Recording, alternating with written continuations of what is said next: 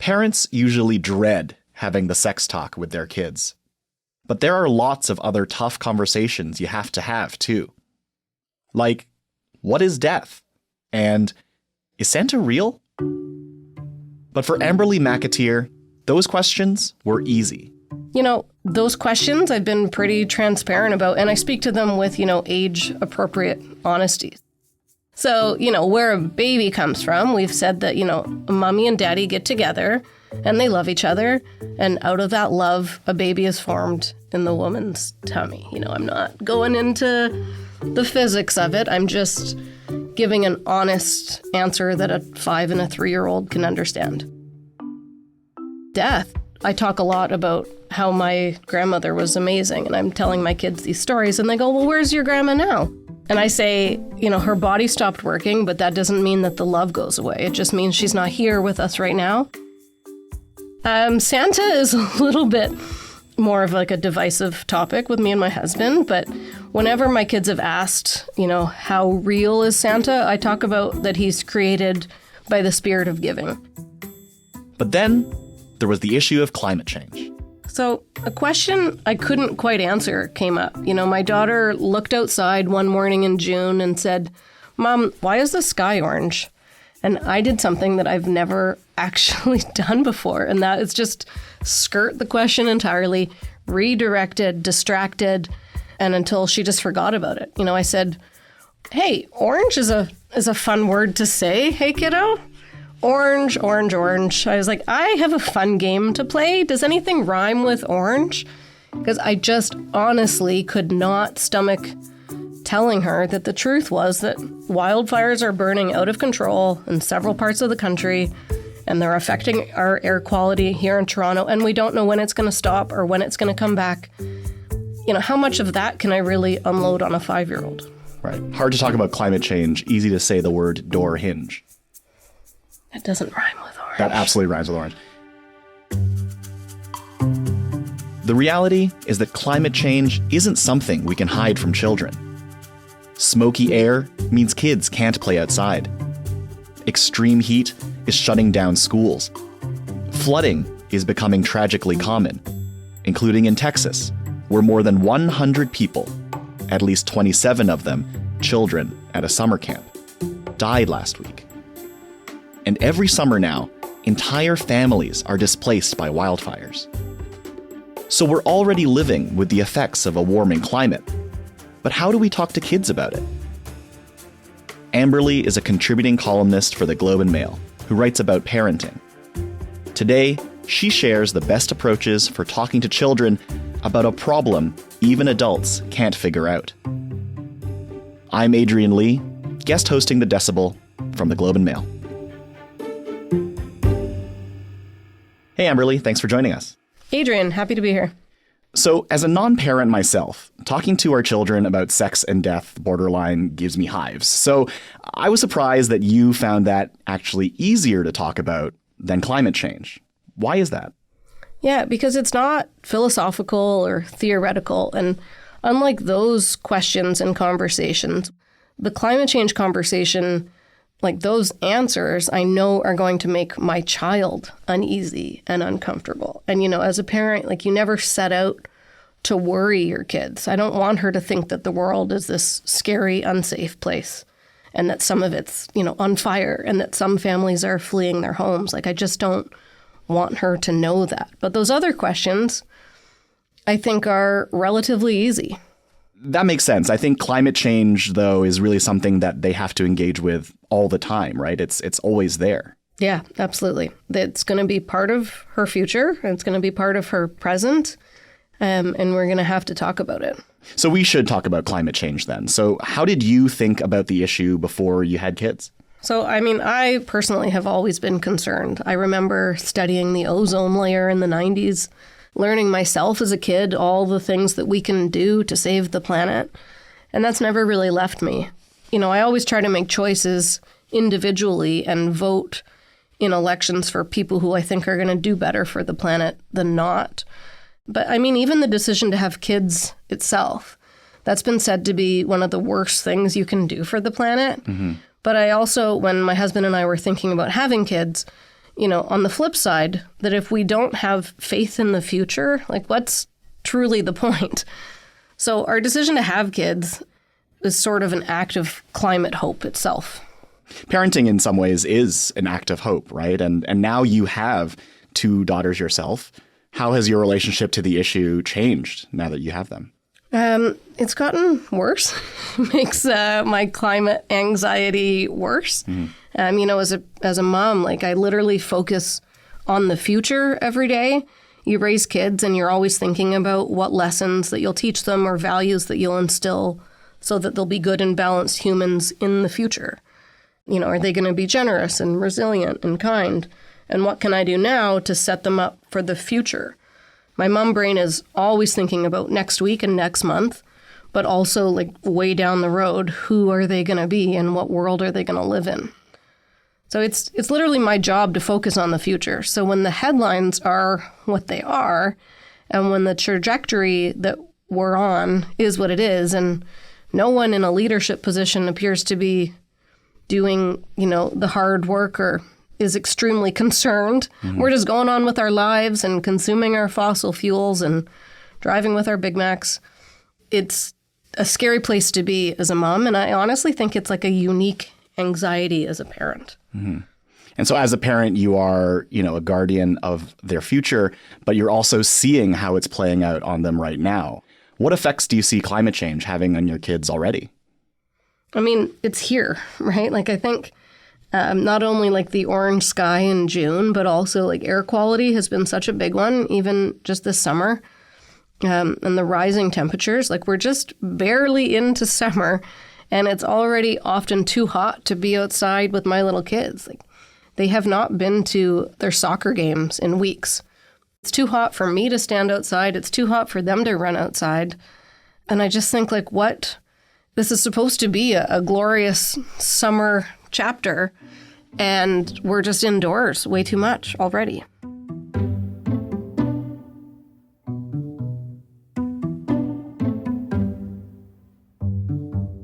So when your daughter asked you about the wildfire smoke-filled sky, this unavoidable thing that's right in front of you, what did you feel in that moment? You know what? To be honest, in that moment, I don't think I handled it well. Like in retrospect, there's a lot of pressure in these moments, where like your kids ask you this really important question and you think, oh God, now I'm lying to her and I never want to lie to her. And there's this pressure to get it right. And just honestly, like I think I did her a disservice in that moment by just avoiding the question, even though she's 5. I imagine there's some tension inside of you there as the parent, because there's this instinct to want to be seen as perfect and infallible to your child. But in some moments, that's just not possible, right? It's just not it. I mean, if I could do that moment again, what would I say differently? And now, through my research, I've come up with some better alternatives. But I just hope she doesn't remember me saying orange, orange, orange, what rhymes with orange, because I never want her to think that, I'm that meme of like the dog in the house that's on fire. And I'm like, hey, this is fine. Let's play a fun rhyming game. Like, I do think that I failed her a little bit there. Did you feel like you panicked in that moment? Yeah, absolutely. So did you ever consider just leaving it at that, not explaining it to her? I mean, it feels more natural, maybe safer, certainly easier to want to shield kids from scary or painful things, to let kids be kids, right? Certainly easier, but I also think sometimes the easy route isn't the right one. And as a matter of principle, I just tend not to lie to my kids on the things that really matter. Like, sure, sometimes the playground is just suddenly closed. Who can say why? But for the things that matter, like I try to meet them with genuine honesty, even if it's hard. Unfortunately, the truth is that it's not good news. But what I learned is that preparing them at an age-appropriate level can be key to creating the next generation who will hopefully do better than us for the planet.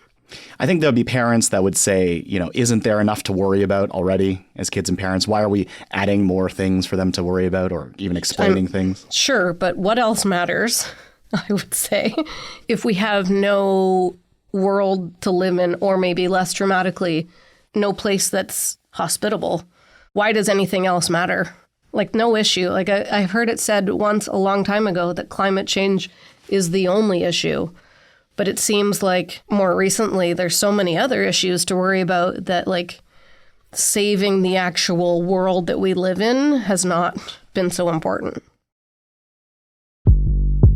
We'll be right back.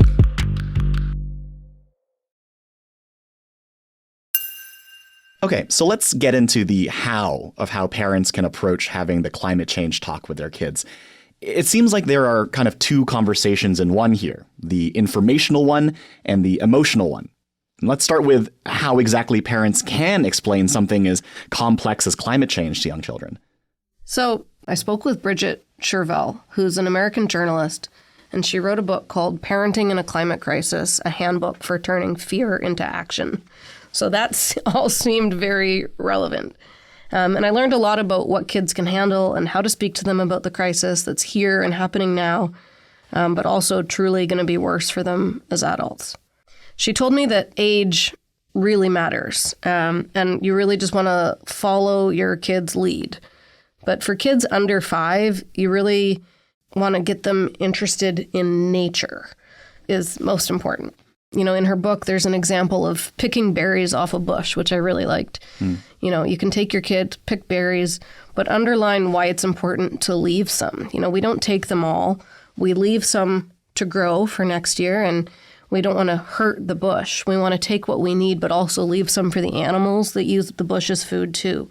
Just that sort of basic idea that we're sharing a planet with other living things. So is there a sense that there's an age that's too young to be bringing this up?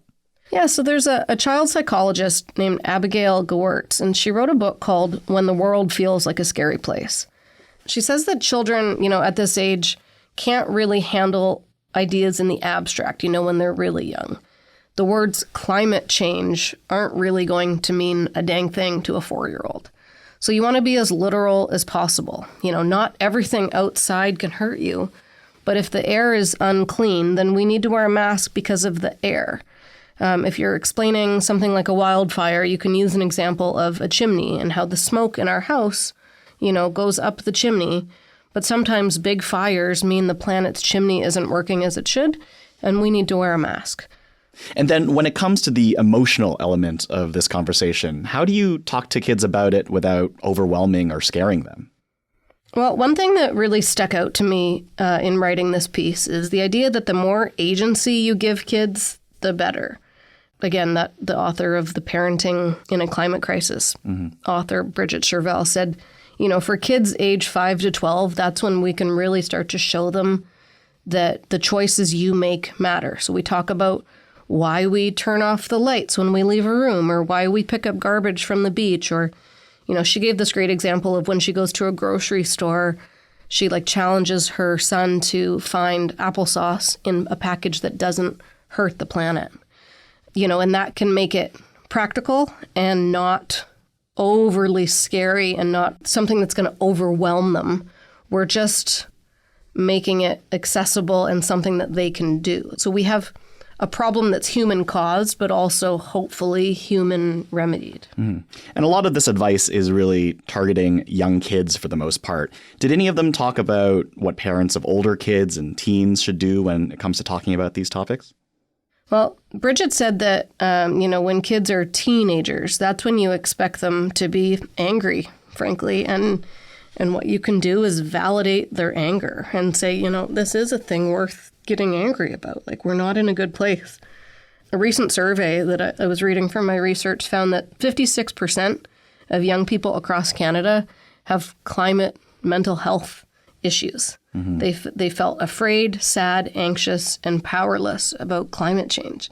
So her advice is to listen to them and validate their feelings. But also she told me that she had a lot of hope in talking to kids this age. She said that, you know, there was a group of, I think, like 12 high schools in her area that got together to host their own climate change conference.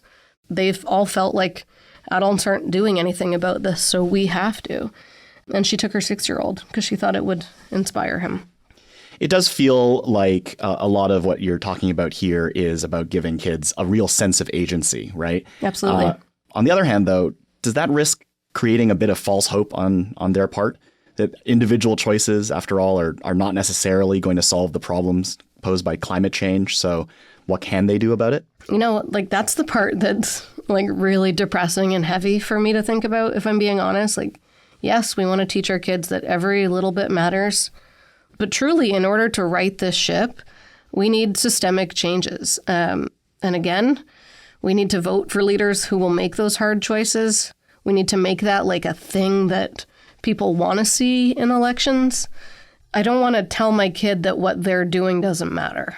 And I do want it to make it accessible. But that is like the terrible, ugly truth, that it is human remedied, but we need to do it on a large scale. That's just like so infuriating for me as a parent.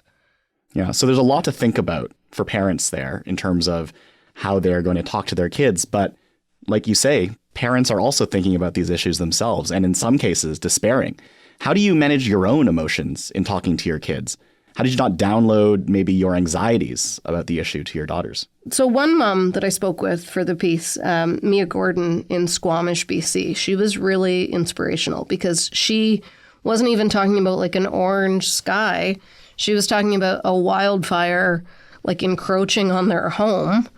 And she has a 3-year-old. And she actually works for the Weather Network. So she talks about climate change all the time, but then like it actually entered her personal life very quickly and suddenly. And she said she just refused to be like doom and gloom for her 3-year-old.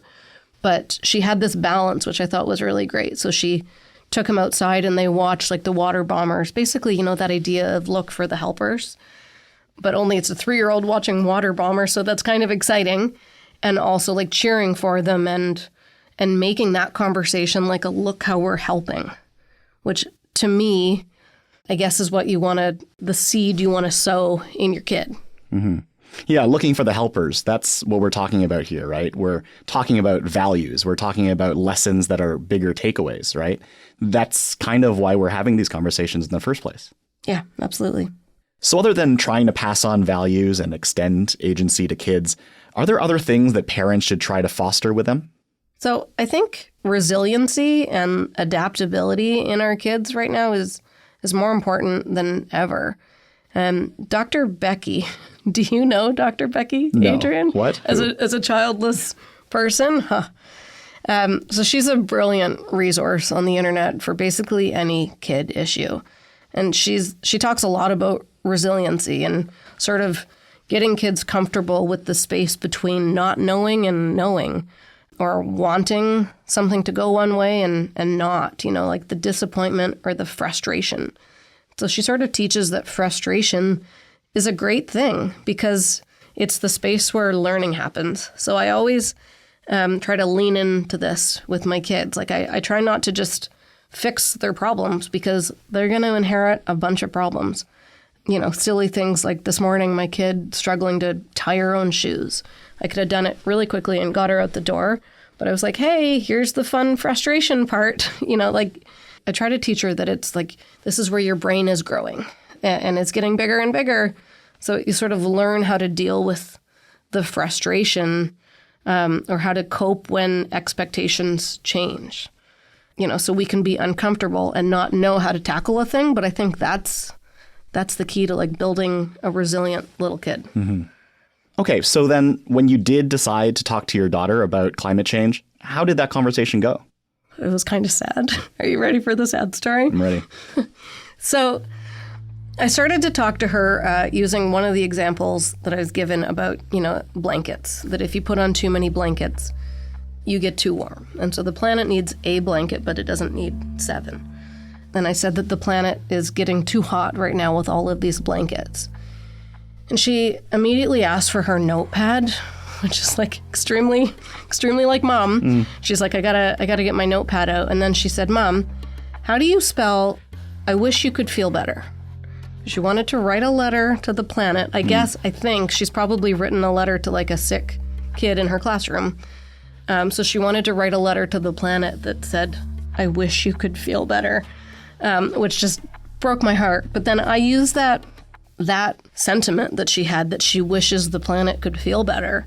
And I said, here's the good news. Like, we can make the planet feel better, and humans can if we work hard enough. And I shifted to explaining all the things that our family does to make the planet feel a little better. You know, we drive an electric car, and we don't eat meat, and we pick up garbage from a park, which is something now, like, I cannot get her to stop doing. Her hands are always filled with park garbage. But, you know, to be honest, I never really told her about why the sky was orange. And I never told her about the fires because I think that would cause a lot of anxiety. But I did tell her about the ways we can help the planet feel better. And it's small and incremental, but she's doing it, and it makes me proud. Amberly, thank you so much for sharing all this with us. Hey, thanks for having me. That was Amberly McAteer, a contributing columnist for The Globe. That's it for today. I'm Adrian Lee. The Decibel is produced by Madeline White, Michal Stein, and Ali Graham. David Crosby edits the show. Adrian Chung is our senior producer, and Angela Pacenza is our executive editor. Thanks for listening.